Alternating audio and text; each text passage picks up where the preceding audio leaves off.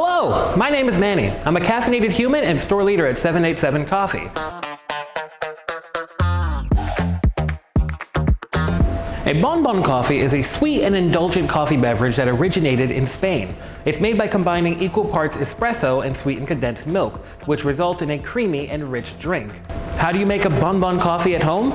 Begin by brewing a double shot of espresso using an espresso machine and pour it into a coffee mug or glass. In a separate container, mix 2 tablespoons of sweetened condensed milk with a small amount of hot water and stir well.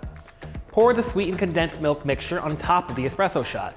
Steam 8 to 10 ounces of milk until it becomes velvety and textured.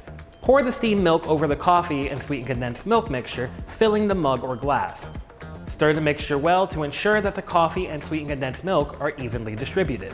Serve immediately and enjoy your delicious homemade Bonbon coffee. Stay caffeinated and keep watching our Coffee Drinks Explained guide, courtesy of 787 Coffee, a from farm to cup coffee experience. Sustainable growing process, roasted to perfection, and brewed with passion and love.